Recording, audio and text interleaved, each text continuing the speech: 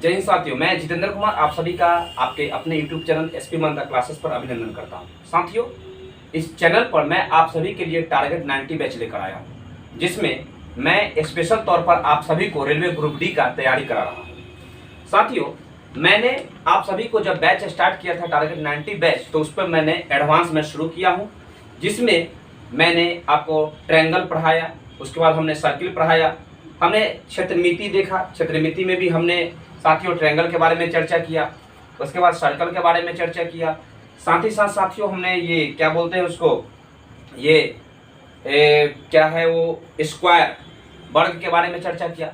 आज जो हमारा टॉपिक होगा ना साथियों, वह रेक्टेंगल का होगा। तो आपसे मैं आशा करता हूं साथियों कि आप मेरे इस वीडियो से जो मैं आपको लिए प्रोवाइड कर रहा हूं, आप उससे सेटिस्फाई होंगे साथियों। अगर आप किसी भी प्रकार से किसी समस्या से अवगत हैं तो आप हमें भी अवगत कराएं और नीचे कमेंट बॉक्स में कमेंट करके आप जरूर बता सकते हैं साथियों, ठीक है। मुझे नहीं लगता कि जिस प्रकार मैं बेसिक से आपको पढ़ा रहा हूं उसमें कोई समस्या होने की कोई संभावना हो। तो साथियों, हर दिन की तरह आज का भी सेशन को शानदार बनाएंगे। इससे पहले कि आप हमारे चैनल पर नए व्यूअर हैं, अभी तक चैनल को सब्सक्राइब नहीं किया साथियों, तो आप चैनल सब्सक्राइब कर लीजिए, बेल आइकन दबा दीजिए और दोस्तों तक इसे शेयर कर दीजिए, ताकि इन्हें भी इस चैनल के माध्यम से सभी विद्यार्थियों को लाभ मिल सके।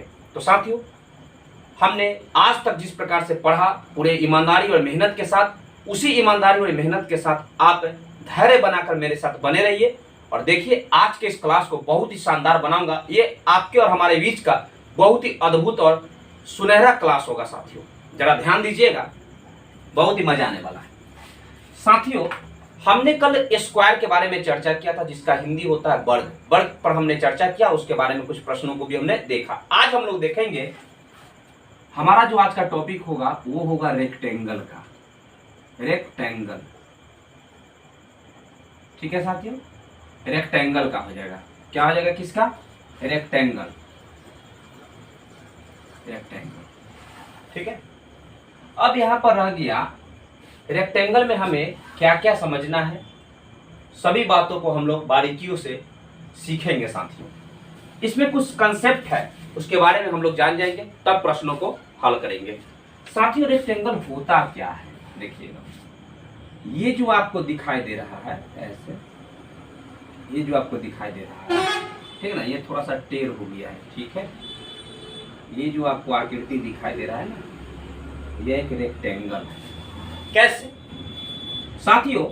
इसमें लेंथ है, इस बात से आप सहमत हैं, और ब्रेथ है। लेंथ मतलब क्या होता है, लंबाई, इसको हमने L से डिनोट कर दिया। B मतलब क्या होता है, ब्रेथ, जिसको बोलते हैं चौड़ाई। फर्स्ट लेटर B था, इसलिए हमने B से इसे डिनोट कर दिया। एक बात पता है साथियों, जब हमने स्क्वायर की चर्चा किया था तो मैं आपको बताया था कि स्क्वायर में क्या होता है कि सभी भुजाओं की जो लंबाइयां होती है ना, वो आपस में बराबर होती है, सभी भुजाएं उसमें बराबर होती है।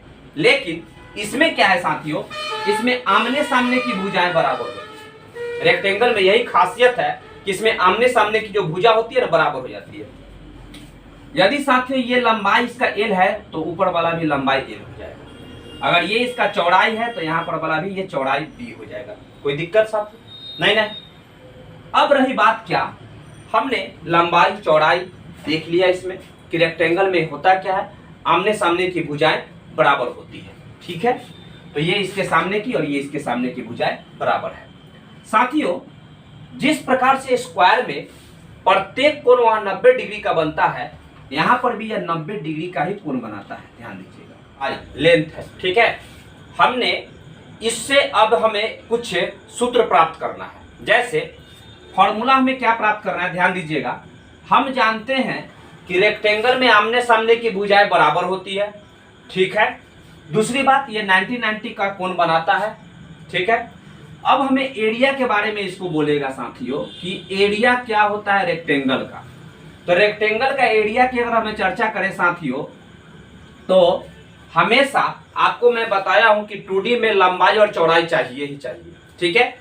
तो इसका अगर हम लेंथ और इसका ब्रेथ को देखें और दोनों को गुना करें तो लंबाई इंटू चौड़ाई जो है ना साथियों, इसका क्या हो जाएगा, एरिया हो जाएगा, यानी लंबाई इंटू चौड़ाई, ठीक है साथियों। ये इनका एरिया हो गया। अब रही बात पेरीमीटर की। क्या चीज की बात रही साथियों? पेरीमीटर की। पेरीमीटर को हम लोग क्या कहते हैं? परिमाप कहते हैं। एरिया को क्या कहते हैं? क्षेत्रफल कहते हैं। बात को समझ रहे हैं? तो पेरीमीटर क्या होता है? पेरीमीटर का मतलब क्या होता है? सभी लंबाइयों का योग। आप जानते हैं साथियों, इसमें चारों भुजाओं में आमने सामने की भुजा बराबर है, तो 2 गो लेंथ होगा तो 2 गो ब्रेथ होगा, सभी को जोड़ेंगे तो ये क्या हो जाएगा? 2l प्लस में 2b होगा ना। इसी को हम क्या करेंगे? 2 कॉमन ले लेंगे तो 2 इंटू एल प्लस बी, यही हमारा पेरीमीटर हो जाएगा साथियों। यहां तक में कोई दिक्कत है क्या? नहीं ना है। चलिए, अब इस चीजों को जानने के बाद साथियों एक चीज होता है डायगोनल। ठीक है, डायगोनल क्या होता है? एक डायगोनल, डायगोनल, ठीक ना? ठीक है साथियों, डायगोनल में क्या होता है? इसे हम लोग विकर्ण कहते हैं। तो विकर्ण क्या होता है?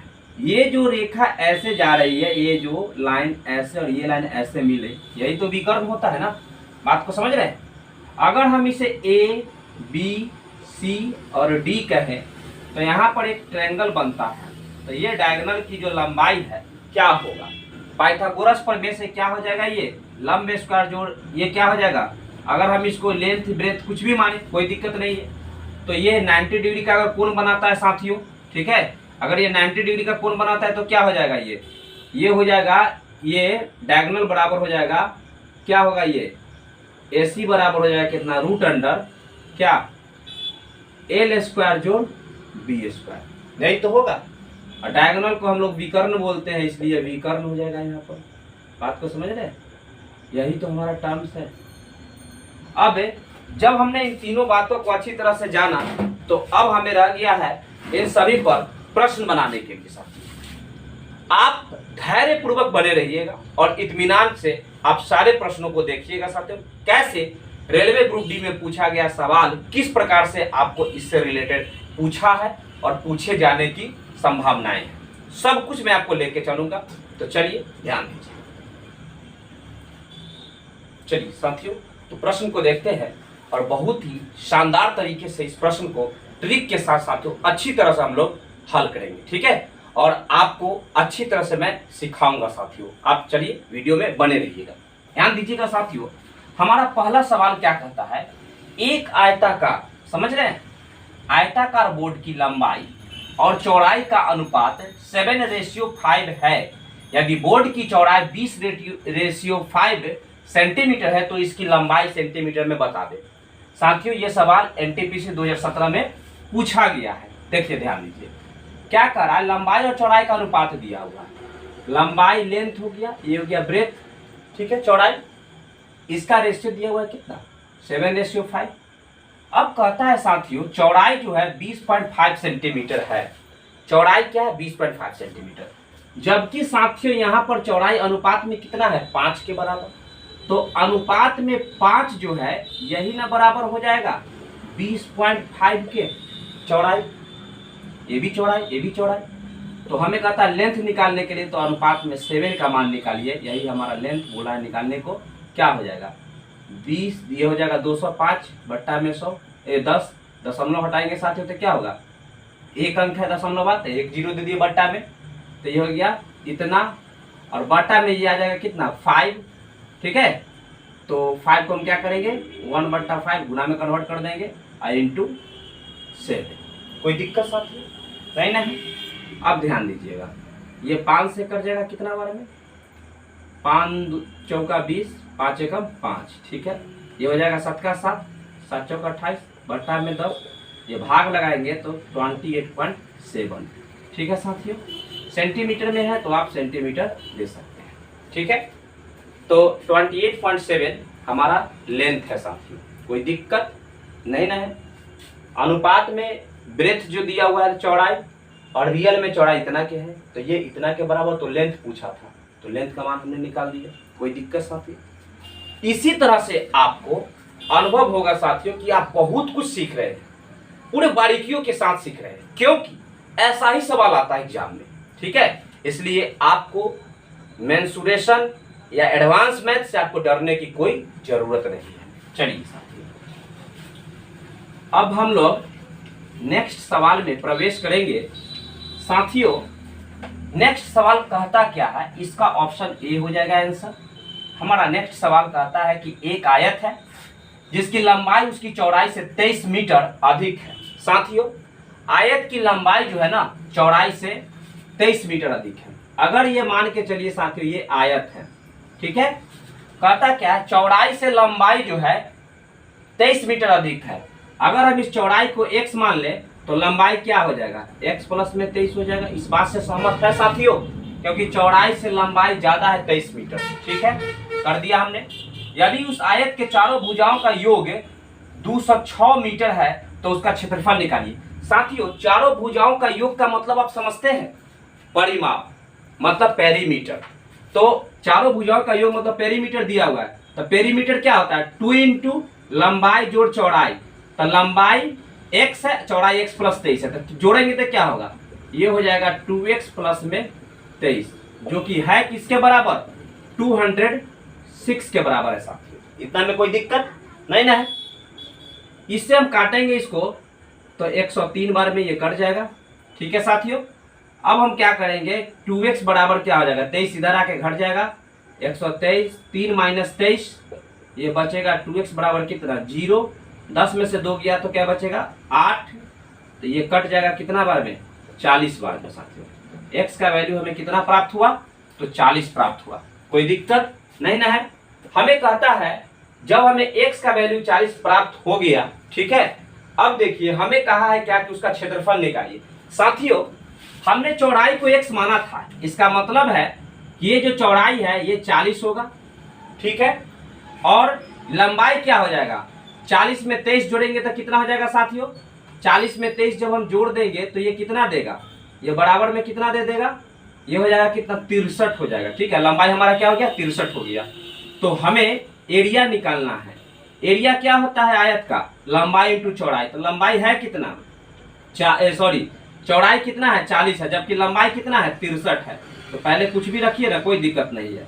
लंबाई इंटू चौड़ाई क्या हो जाएगा साथियों, 0, 4 तिहाई 12 के 2, हासिल 1, 6 चौक 24 है 25, 2520 हो जाएगा साथियों। ठीक है, और सेंटीमीटर में चूंकि है या नहीं मीटर में है, तो मीटर इंटू मीटर, इसका भी तो मीटर में, ये भी तो मीटर में होगा ना साथियों। तो मीटर इंटू मीटर क्या हो जाएगा, मीटर स्क्वायर, यानी 2520 मीटर स्क्वायर। ठीक है साथियों, ऑप्शन नहीं, ऑप्शन आएगा तो ऐसे मार दीजिएगा। ठीक है, किसमें पूछा है, टीसी में पूछा गया ये सवाल है। तो साथियों, मुझे नहीं लगता कि यहाँ तक में आपको कोई दिक्कत होता होगा, क्योंकि मैं हर चीज को पूरे 0 लेवल से आपको बता रहा हूँ। चलिए आगे भी सवाल को हम लोग देखेंगे। ये सवाल जो है ना काफी इंटरेस्टिंग है साथियों, देखिएगा क्या कहता है। सो देखिएगा, हमारा प्रश्न कहता है साथियों कि यदि एक आयत का परिमाप 34 सेंटीमीटर है तथा विकर्ण 13 सेंटीमीटर है तो उसका क्षेत्रफल क्या होगा। साथियों समझिएगा, परिमाप और विकर्ण दिया हुआ है, बात को समझ रहे हैं। देखिए, आयत की परिमाप क्या होता है, 2 इंटू लंबाई प्लस में चौड़ाई, ये तो आप जानते ही है, जो कि दिया हुआ है कितना, 34 के, इसलिए लंबाई प्लस में चौड़ाई कितना के बराबर होगा, 17 के। ये तो आप जान चुके हैं साथियों। चलिए ठीक है, अब आगे देखिएगा। अगर हम इसको 1 मान ले इक्वेशन तो कोई दिक्कत है क्या, नहीं है, क्योंकि इसकी जरूरत पड़ेगी आगे, इसलिए हमने मान लिया ताकि ये फोकस रहे, नजर के सामने रहे। अब आगे कहता है साथियों, विकर्ण तथा विकर्ण जो है 13 सेंटीमीटर है, और हम जानते हैं साथियों कि आयत का जो विकर्ण होता है रूट अंडर लंबाई स्क्वायर प्लस चौड़ाई स्क्वायर के बराबर होता है। तो इसका मतलब है कि विकर्ण जो है root under L square plus में बी स्क्वायर कितना है, 13 है साथियों। कोई दिक्कत नहीं ना है। तो जब ये रूट हटेगा तो इधर जाकर के स्क्वायर में चढ़ेगा, तो क्या हो जाएगा साथियों, एल स्क्वायर प्लस में बी स्क्वायर बराबर कितना हो जाएगा, इस पर स्क्वायर आके चढ़ जाएगा, रूट हटेगा तो इस पर स्क्वायर चढ़ेगा, तो क्या होगा, 169 हो जाएगा। ठीक है, अब देखिए ध्यान से, अब इसको क्या कीजिए, यहां पर जो समीकरण दिया हुआ है इसको क्या कीजिए, दोनों तरफ आप वर्ग कर दीजिए। ठीक है, दोनों तरफ हमने वर्ग कर दिया। ठीक है, कर दिया, तो हमें क्या प्राप्त होगा, ये a प्लस बी के होल स्क्वायर होता है, a square plus B square plus 2ab हो गया साथियों। तो 2 इंटू एल इंटू बी, ये 17 के स्क्वायर कितना हो जाएगा 289 हो जाएगा साथियों। ठीक है, आप करके देख लीजिएगा, 17 गुने 17 289 हो जाएगा। अब बताइए L square plus B square दिया हुआ है, ये तो आप समझ रहे हैं। अब बताइए कि L square plus B square का मान है कितना 169, तो यहाँ ला करके इसमें से घटा दीजिए, इसमें से अब इसको घटा दीजिए तो क्या हो जाएगा, एल स्क्वायर प्लस में बी स्क्वायर बराबर 169, यहाँ पर आके घटा दीजिए आप इसको, ये चिन्ह बदल जाएगा, ये कट जाएगा, ये कट जाएगा, क्या बचेगा 2 इंटू एल बी बराबर में क्या बचेगा 0 2 1 120 बचेगा ना। हमें बोला है एरिया निकालना है, तो एरिया क्या होता है लंबाई इंटू चौड़ाई, यानी कि एल इंटू बी बराबर कितना होगा 60। ठीक है, ये सेंटीमीटर में था तो मीटर सेंटीमीटर स्क्वायर हो जाएगा। क्या कोई दिक्कत है? मुझे नहीं लगता है साथियों यहाँ पर दिक्कत नहीं हो सकता है। ठीक है, चलिए नोट कीजिए इसको भी।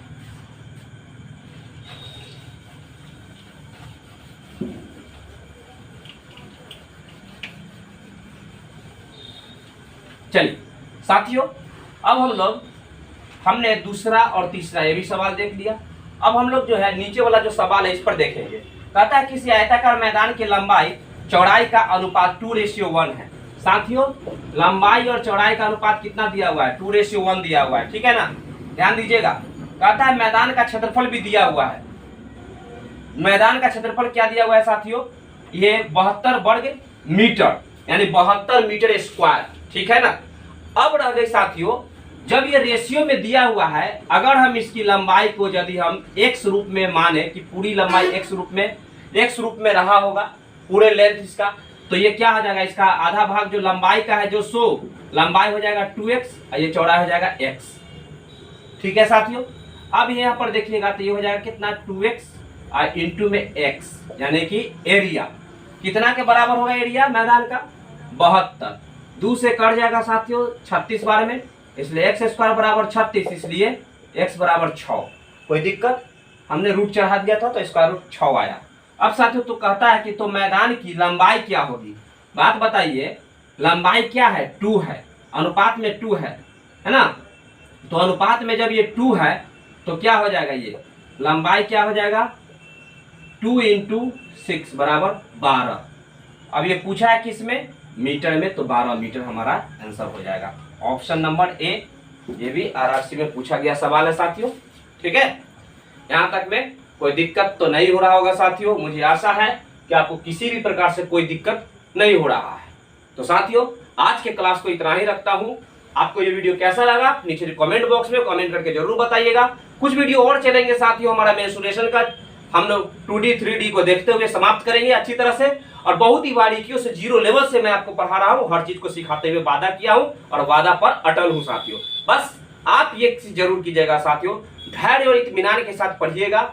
बस साथियों मेरे वीडियो के क्वालिटी पर मत जाइएगा, अगर क्वालिटी पर जाइएगा साथियों तो आप कुछ नहीं पढ़ पाइएगा, क्योंकि आपको सफलता प्राप्त करना है, आपको अंदर के आपके अंदर के क्वालिटी को निखारना होगा, ना कि हमारे वीडियो के क्वालिटी को निखारना होगा। बस ये सोचिए कि मैं आपको सिखा रहा हूं कि नहीं, मैं आपको बेसिक से लेकर के आपको हीरो लेवल तक लेके चल रहा हूं कि नहीं, यही आपके लिए बहुत बड़ा साथियों उपहार है, गिफ्ट है। ठीक है, तो आज के क्लास को यहाँ पर विराम देता हूं साथियों। खुश रहिए, मोटिवेट रहिए, खूब प्रयास कीजिए और मेहनत करते रहिए साथियों, सफलता आपको जरूर मिलेगी एक दिन। टारगेट बैच में आप सभी का अभिनंदन है हमारा, और मिलेंगे साथियों कल एक नए सेशन में। तब तक के लिए जय हिंद।